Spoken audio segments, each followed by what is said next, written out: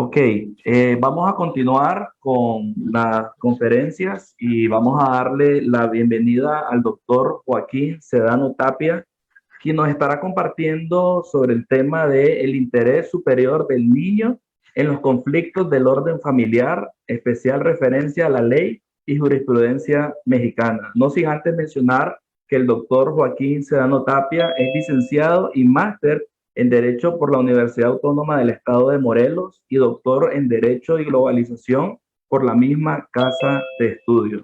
La línea del trabajo del doctor Sedano y su investigación se han centrado en el derecho de la familia, así como los derechos de la infancia.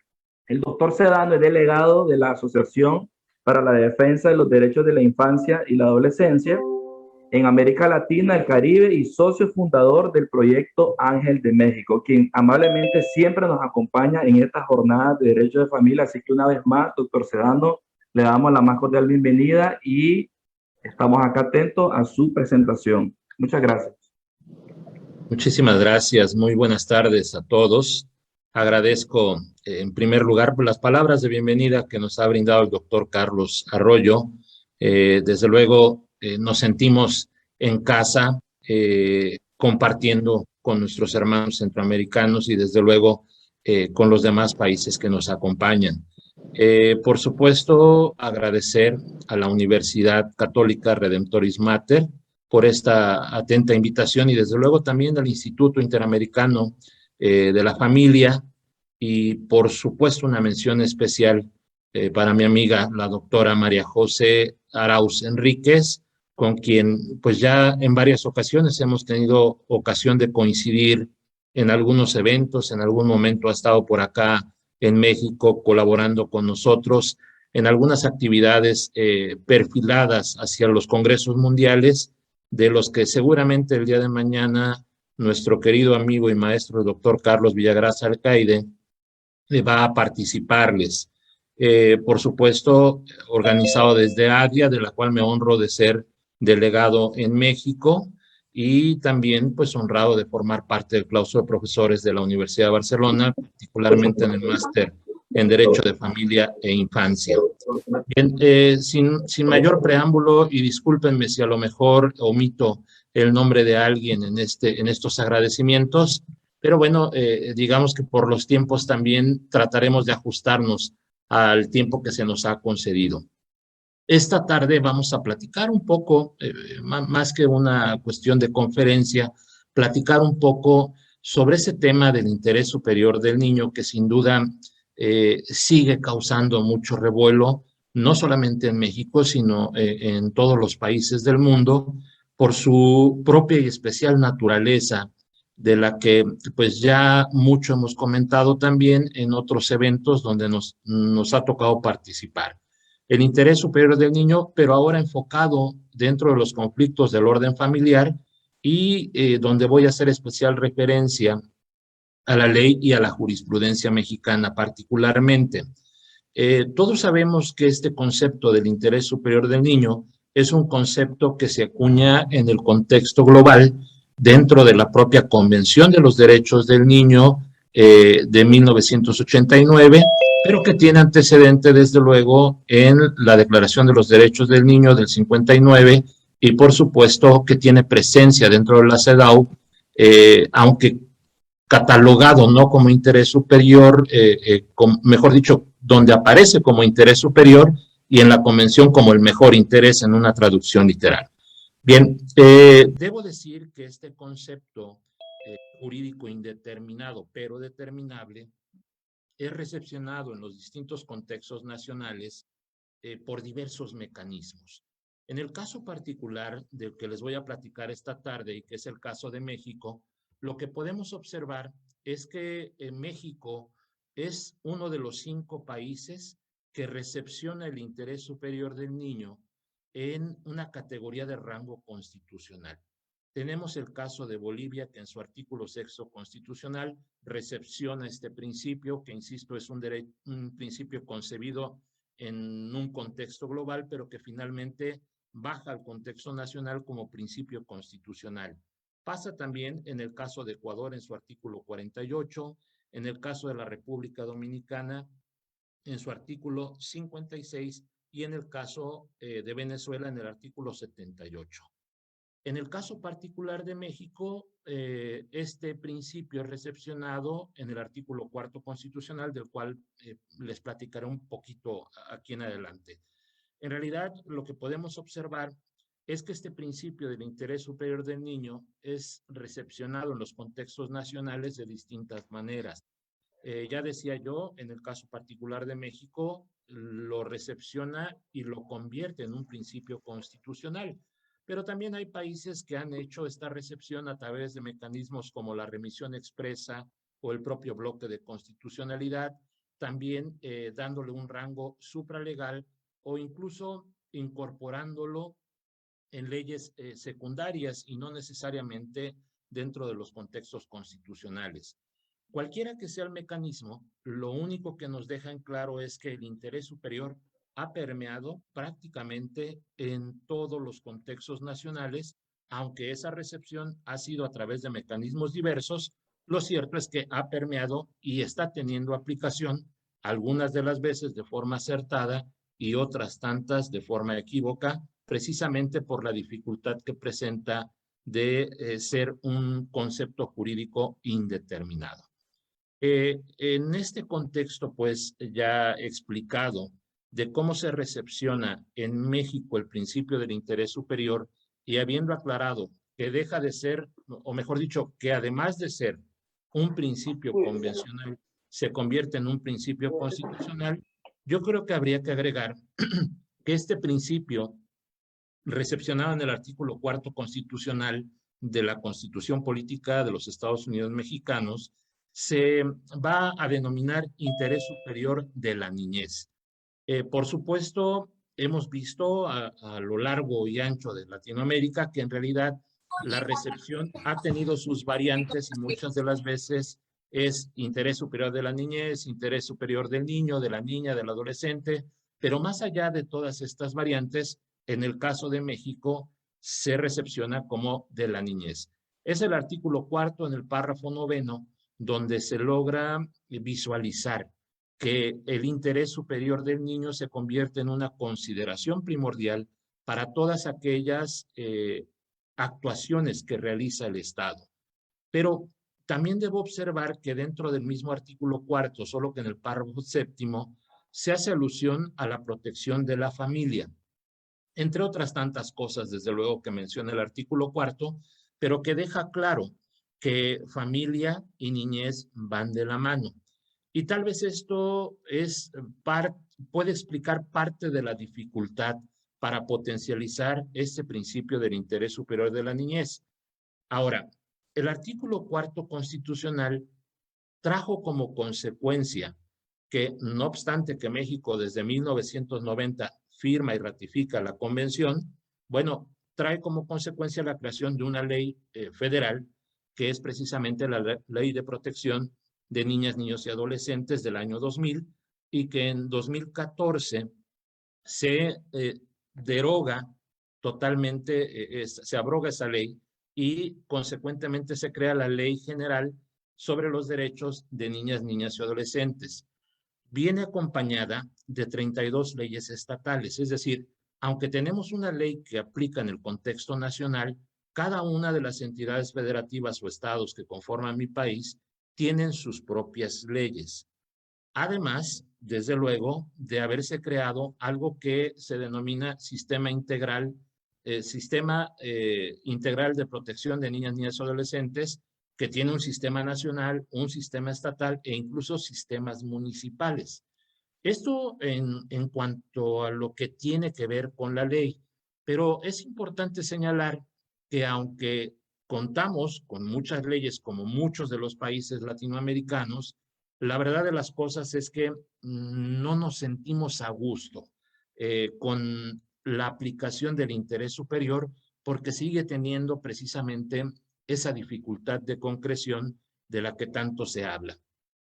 Si bien México tiene un marco legal bastante bien reforzado, lo cierto es que escuchando, por ejemplo, a la doctora Seba cuando hablaba de que Argentina ha cambiado precisamente la figura de la patria potestad, por el de la responsabilidad parental y que de hecho, desde hace tiempo, cuando hablábamos con María José, hablábamos precisamente de este término en alguno de los trabajos que realizó dentro del doctorado.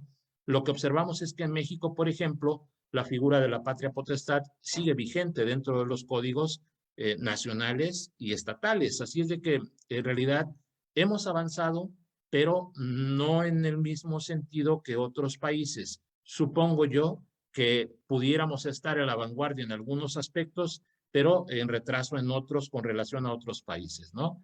El interés superior de la niñez, pues, es un principio constitucional, cuenta con leyes sin duda nacionales, cuenta con leyes estatales y cuenta con todo un sistema integral de protección que parece ser insuficiente en algunos casos, porque en otros, sin duda, se ha dado con el clavo, ¿no? Con todo esto, debemos decir que en realidad los conflictos familiares siguen siendo una condición imperante, no privativa de México, sino también de toda Latinoamérica y prácticamente de todo el mundo. Estos conflictos familiares, pues, parecen ser problemas generalizados y que en el caso de América Latina, sin duda, el divorcio tiende a ser uno de ellos y todo lo que conlleva ese proceso que, pues, tiene que ver con los menores de edad y me refiero pues especialmente a las cuestiones relativas a alimentos, a las guardas y custodias o incluso al régimen de convivencia que también se torna complejo. Por supuesto, hemos logrado avanzar en torno a los temas de familia o tópicos de familia en la implementación de un divorcio incausado que ha cumplido más de una década aplicándose en México, pero que sin duda deja mucho que pensar, porque todas estas problemáticas que tienen que ver con menores las ventila por vía incidental y pareciera que va en contravención de lo que el propio interés superior significa y que muchos teóricos del derecho, entre ellos Tatica y Chaimovic, han señalado, pues debe estar por encima de cualquier otro interés o cualquier otro derecho.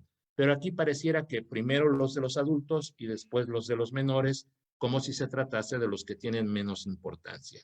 Los problemas pues se han generalizado, debemos decir que no hay un factor detonante, es un problema multifactorial, el problema, el conflicto familiar, y también, por supuesto, ha sido objeto de estudio de la sociología como fenómeno social que incluso ha llegado a plantear que se trata ya de un fenómeno cultural y que en el caso de México pues se traduce en una amplia gama de conflictos como los que pueden ver ustedes del lado derecho, del lado izquierdo de sus monitores. En realidad, conflictos derivados de la separación o divorcio, alimentos, guarda y custodia, el régimen de convivencia que ya mencionábamos, los problemas de patria potestad, que insisto, pudiera ser ya una figura de responsabilidad parental, pero que todavía estamos en ese impasse porque estamos en la construcción de un código nuevo.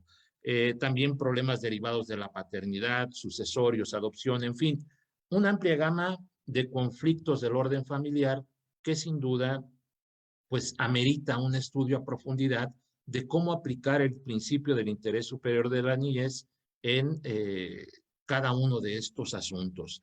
Como ha sucedido en muchos otros países, en realidad el principio del interés superior ha sido recepcionado por los distintos mecanismos, pero ha sido finalmente las Cortes Supremas las que pues les ha tocado ir puliendo esos conceptos e ir generando pues las reglas básicas o pertinentes que permitan una efectiva aplicación del interés superior del niño, de la infancia, del menor, como se le llama de forma indistinta en muchas ocasiones. En el caso de México, sin duda, el interés superior se ha convertido en esa puerta de acceso para el análisis de todos los asuntos que tienen que ver con los menores de edad. Al menos así lo afirma la directora del Centro de Estudios Constitucionales de la Suprema Corte de Justicia de la Nación, Ana María Ibarra Holguín. Pero a todo esto, y desde luego, aunque yo parto de la idea de que todo mundo sabemos o tenemos noción de qué cosa debemos entender cuando hablamos de interés superior, bueno, pues resulta que no está de más dar un repaso a lo que la Observación General número 14 del 2013, que elabora el Comité de los Derechos del Niño de Naciones Unidas, establece respecto al interés superior. Y les pido que no perdamos de vista esta parte. Señala el comité que el objetivo de este concepto es garantizar el disfrute pleno y efectivo de todos los derechos reconocidos en la Convención. Todos, absolutamente todos. Y en realidad también tiene un segundo objetivo, que es el desarrollo holístico del niño y que tiene que ver no solamente con un desarrollo físico o emocional, sino incluso espiritual, psicológico, todo este tipo de aspectos. Y en una segunda parte señala el mismo comité que a juicio de un adulto el interés superior no es suficiente para determinarse. Debe primar la obligación siempre de respetar todos los derechos del niño anunciados en la propia convención. Así es de que en este contexto, pues lo que tenemos es que la misma Corte Mexicana recoge parte de esta observación y lo ha plasmado en múltiples jurisprudencias con distinta perspectiva, como los casos que les voy a presentar enseguida, que en esencia, digamos, constituye lo que esta tarde les quiero platicar. Si el interés superior, pues, consiste en garantizar ese disfrute pleno de derechos, de todos los derechos reconocidos a favor del menor, pues bueno, tendríamos que seleccionar aquellos que tienen que ver con los conflictos del orden familiar. Y cuando me planteaba yo de qué manera iba a abordar yo el tema con ustedes, es decir, de qué les iba a platicar, qué casos en particular. Bueno, yo consideré, ¿verdad?, que el más importante tal vez de todos, aunque constituye uno de los pilares fundamentales de la convención, es precisamente este que tiene que ver con la escucha del menor. Esta jurisprudencia que ustedes miran en pantalla y que parece demasiado larga, no es falta de didáctica o de técnica para enseñanza, sino más bien que puedan apreciar todo el constructo de la jurisprudencia que desde el 2017 la Suprema Corte de Justicia en mi país ha elaborado. Señalar, por ejemplo, ¿no?, que en el caso de la escucha del menor, pues prácticamente es el mecanismo obligado para garantizar ese interés superior. Es decir, ¿cómo saber qué es lo que más conviene a un menor si no es a través de la escucha de este menor? De tal manera que para ello la Corte estableció varios principios que se deben seguir para garantizar precisamente ese interés superior. El primer momento, digamos, es cuando se admite una prueba que tiene que ver con la escucha de ese menor. Por principio de cuentas, la Corte ha determinado que la edad biológica no es un criterio determinante. Esto porque normalmente servía de excusa la edad del menor precisamente para no escucharlo dentro de los procedimientos o que tuvieran que ver con ellos. De tal manera que hemos entrado en la dinámica de atender precisamente esa madurez, que tampoco es cosa nueva, digamos que es esa capacidad progresiva de la que también nos hablaba hace ratito la doctora Seba, y que por supuesto tiene también sus aristas bastante peculiares este término. Pareciera pues que es el ancla que no permite que el barco de los derechos de niñas, niños y adolescentes zarpe en búsqueda de nuevos y mejores horizontes. Entonces, la Corte está en sintonía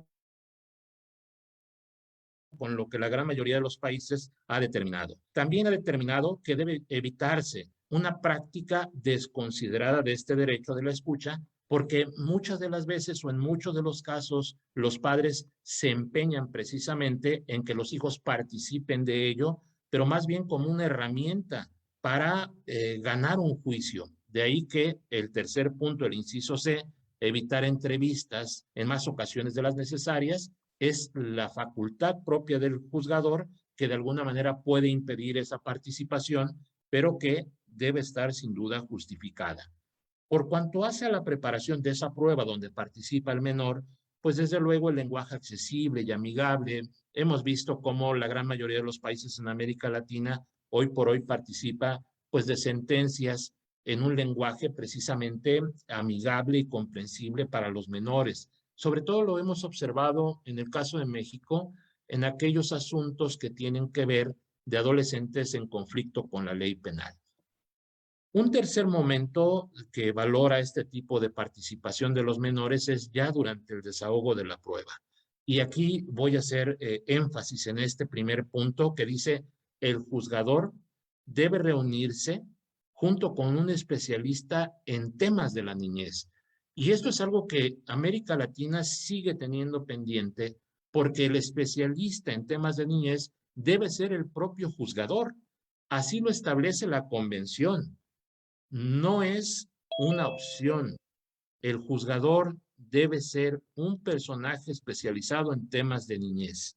Y por supuesto, lo vemos nuevamente en los asuntos que tienen que ver en adolescentes en conflicto con la ley penal, donde no solamente hay un juzgador, sino los abogados que participan son precisamente especializados en esta materia, fiscales o ministerios públicos por igual, e incluso policía. Y entonces, ¿por qué no en los conflictos donde tiene que ver precisamente el menor en los entornos familiares? Supongo yo que a lo mejor el principio de mínima intervención no está teniendo el impacto debido dentro de la materia familiar.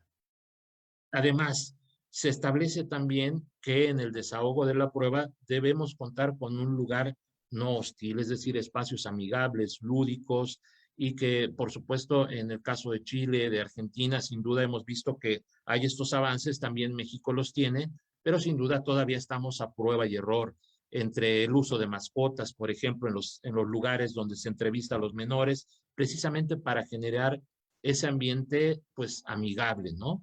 También, desde luego, la presencia del juzgador es importante, más allá del principio de inmediación y de inmediatez procesal, pues bueno, también la participación de especialistas en temas de niñez, cuando así lo requieran. Debo enfatizar que normalmente cuando hablamos en México de especialistas, o hablamos de psicólogos o hablamos de psiquiatras, y esto, desde luego, ha generado dificultades, como lo vamos a ver en la siguiente jurisprudencia. Personas de confianza acompañando al niño y, por supuesto, el registro de la declaración o testimonio. Finalmente, y no menos importante, esta tesis que genera la primera sala de la Suprema Corte nos dice que los niños deben intervenir directamente en la entrevista, es decir, no por interpósita persona, sino ellos de viva voz, porque realmente es lo que nace de forma auténtica de ellos. Y por supuesto, todo esto con la autorización de los propios niños y haciéndoles saber la confidencialidad de sus declaraciones, porque muchas de las veces los niños temen, ¿verdad?, que sus padres no custodios, por ejemplo, se enteren de que ellos han manifestado tal o cual cosa. A todo esto, pues, siempre vigilando el principio del interés superior, como lo he señalado en esta diapositiva. Dejo los datos de la tesis por si desean consultarla. Y lo que yo decía hace ratito, muchas de las veces cuando hablamos de especialistas, pensamos, ¿verdad?, en el psicólogo, en el psiquiatra. Esto ha derivado en que en algunos casos se daba tanto peso al informe, a los dictámenes que emite un perito de esta naturaleza, que muchas de las veces sustituían la expresión del menor de edad, de tal manera que en junio, precisamente este mes de este año, la Corte ha emitido esta jurisprudencia que dice que la participación en los procedimientos jurisdiccionales de los menores debe ser de forma directa. Y es que muchas de las veces con el informe de los psicólogos o psiquiatras se tenía ya por desahogada esa parte, y desde luego esto no puede ser. Esto nos habla de la imperiosa necesidad de que los jueces sean especializados y no solamente considerar a los psicólogos o a los psiquiatras como tal. Por supuesto, esta jurisprudencia se complementa con la anterior, y dos aspectos más para ir cerrando que quisiera yo comentarles. Desde luego, el régimen de convivencia es uno de los que más dificultades presenta dentro de los conflictos del orden familiar, porque viene la separación o viene el divorcio y consecuentemente pues viene el pleito por mirar o que no te dejen mirar a tus hijos. Desde luego, sin señalar de qué lado está cada uno de los progenitores. Lo cierto es que durante el tiempo de la pandemia se ha presentado un caso donde uno de los padres que había obtenido precisamente un régimen de convivencia provisional, pues se vio impedido de mirar a su hijo por obvias razones. Consecuentemente, este asunto ha llegado hasta las autoridades federales y por supuesto se determinó que la convivencia debería ser sustituida por una convivencia a distancia a través de medios electrónicos. Esto en función de la protección de su interés superior. Como podemos ver, realmente todos los casos están perfilados precisamente hacia ese interés. De ese tamaño la importancia del interés superior y de ahí también la importancia de avanzar en la concreción del mismo y dejar a un lado la errónea o equívoca idea de que el interés superior debe determinarse en cada caso como si se tratase de siempre empezar desde el principio, cuando dentro de la teoría de la argumentación existe un principio que es el de descarga dogmática que nos permite precisamente construir a raíz de lo que ya se ha construido, es decir, por lo menos sentar las bases, ¿no?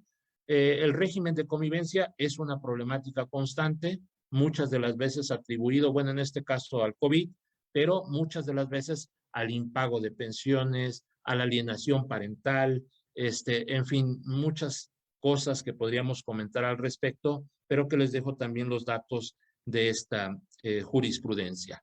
En el otro caso, digamos, el problema es el pago de las pensiones alimenticias. Muchos casos llegaron a juzgado por esta situación en particular. Muchos de los hombres, que son los que, digamos, se convierten en los deudores alimentistas, se negaban a pagar las pensiones alimenticias bajo el argumento de que la mujer no justifica en qué está utilizando ese dinero. Vamos, que a lo mejor se lo gasta en otra cosa, como literalmente dicen los clientes cuando llegan a los despachos, ¿no?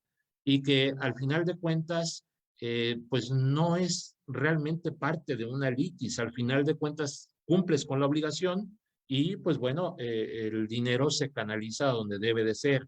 Bueno, muchas de las veces se suspendía el pago bajo este argumento y no pasaba nada, sobre todo cuando llegaban las inscripciones al registro de deudores morosos alimentarios, ¿no? Y que desde luego también es otra de las novedades, por así decirlo, añejas que tiene nuestro sistema jurídico. Bien, la Corte determina también a través de esta tesis aislada que no es una exigencia necesaria que el padre custodio deba acreditar en qué está gastando cada uno de los centavos que le provee el padre deudor o no custodio. Por supuesto, son casos que valdría la pena comentar más ampliamente, pero que por razones de tiempo vamos a ir ya cerrando. Para concluir, el interés superior en los conflictos del orden familiar, lo que yo observo en lo personal es que no hay manera de garantizar el interés superior de un niño si no es a través de la escucha. Desde luego en estos conflictos del orden familiar. ¿Por qué? Porque el niño, acabamos de decir que la observación general dice que el interés superior consiste en garantizar todos y cada uno de los derechos. Bueno, el niño tiene derecho a expresar su opinión. Sin duda, a nadie le interesa más su familia que al propio niño. Así es de que, teniendo ese derecho, garantizar ese interés superior sería garantizarle ese derecho. El verdadero interés superior en los conflictos del orden familiar se debe determinar tomando en cuenta las opiniones expresadas por los niños. Ya hemos dejado claro que esto va más allá de la edad biológica. Hay mecanismos. En México, por supuesto, este no es un impedimento y hay que buscar el mecanismo adecuado para que externe esa opinión. Las opiniones de los niños y sus perspectivas pueden aumentar la calidad de las soluciones a los conflictos y de las resoluciones que los juzgadores toman en cada uno de estos asuntos que les son asignados. Y por otro lado, he separado yo estas conclusiones porque una tiene que ver precisamente con esa escucha del menor, pero vinculado al interés superior. Y como no puedo dejar de observar que la jornada es sobre derecho de familia, por supuesto que también tendría que mencionar dos cosas que considero son de vital importancia. Por un lado, que el derecho de familia va a seguir teniendo efectos limitados para los niños mientras insistamos en el concepto de familia como órgano. Cada uno de los integrantes del núcleo familiar tiene una función sin duda, pero no forman parte de un todo y es inseparable. Por el contrario, lo que hemos visto, sobre todo si hablamos de derechos humanos, cómo ese desarrollo de la personalidad o libre desarrollo de la personalidad que acompaña sobre todo a los menores porque están precisamente en ese desarrollo, se convierte en algo fundamental y no hay manera de entender ese libre desarrollo si seguimos insistiendo en el concepto orgánico de la familia. Necesitamos ir pensando de qué manera vamos desligando un poquito los derechos de la infancia e incluso los vamos planteando como un derecho autónomo. Y por último, esta concepción orgánica pues produce, y lo vemos en el día a día, una tremenda desigualdad entre los integrantes de la familia, donde los niños, niñas y adolescentes siguen siendo los más afectados. Sin duda, habría muchas otras cosas más que decir, pero creo que estoy más o menos dentro del tiempo. No quisiera yo robarles más. Desde luego, dejo a sus órdenes correos y mis redes sociales por cualquier duda o comentario que pudiera surgir. De mi parte es todo y nuevamente reitero mi agradecimiento a la universidad y al Instituto Interamericano por la invitación y quedo a sus órdenes. Muchísimas gracias.